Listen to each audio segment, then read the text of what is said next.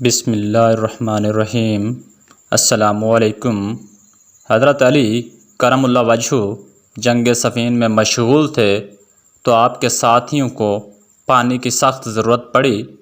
لوگوں نے بڑی دوڑ بھاگ کی مگر پانی دستیاب نہ ہوا۔ آپ رضی اللہ تعالیٰ عنہ نے فرمایا اور آگے چلو۔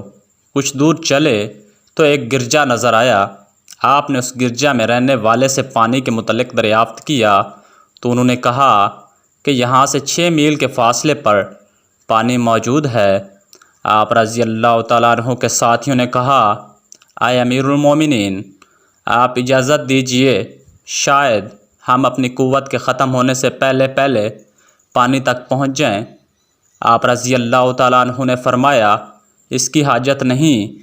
پھر اپنی سواری کو مغرب کی طرف موڑا اور ایک طرف اشارہ کرتے ہوئے فرمایا، یہاں سے زمین کھودو۔ ابھی تھوڑی زمین ہی کھودی گئی کہ نیچے سے ایک بڑا پتھر ظاہر ہوا جسے ہٹانے کے لیے کوئی ہتھیار بھی کارگر نہ ہو سکا۔ حضرت علی رضی اللہ تعالیٰ عنہ نے فرمایا، یہ پتھر پانی پر واقع ہے، کسی طرح اسے ہٹاؤ۔ آپ رضی اللہ تعالیٰ عنہ کے ساتھیوں نے بہت کوشش کی مگر اسے اپنی جگہ سے نہ ہلا سکے۔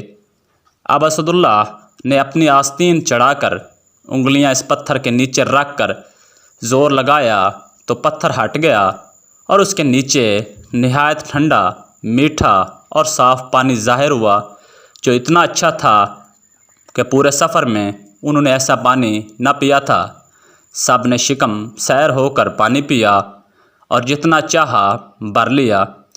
پھر آپ رضی اللہ تعالیٰ عنہ نے اس پتھر کو اٹھا کر چشمہ پر رکھ دیا اور فرمایا کہ اس پر مٹی ڈال دو۔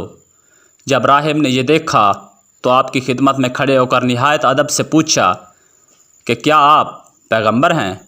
آپ رضی اللہ تعالیٰ عنہ نے فرمایا، نہیں۔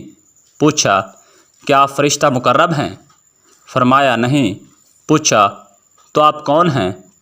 آپ رضی اللہ تعالیٰ عنہ نے فرمایا، حضرت سیدنا حضرت محمد مصطفیٰ صلی اللہ علیہ وآلہ وسلم کا داماد اور خلیفہ ہوں۔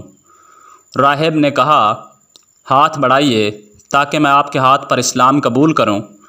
آپ رضی اللہ تعالیٰ عنہ نے ہاتھ بڑھایا تو راہب نے کہا، اشہد ان لا الہ الا اللہ و اشہد ان محمد رسول اللہ صلی اللہ علیہ وآلہ وسلم۔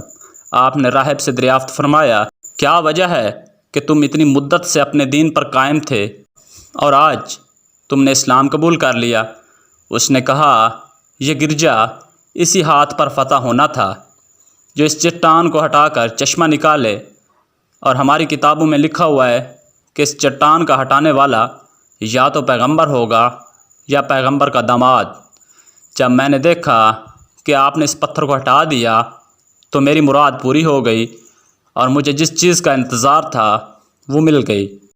جب راہب سے آپ نے یہ بات سنی تو اتنا روئے کہ آپ کی داڑھی کے بال تر ہو گئے، اور پھر فرمایا، سب تعریف خدائے بزرگ کے لیے ہے کہ میں اس کے یہاں پولا بسرا نہیں ہوں بلکہ میرا ذکر اس کی کتابوں میں موجود ہے۔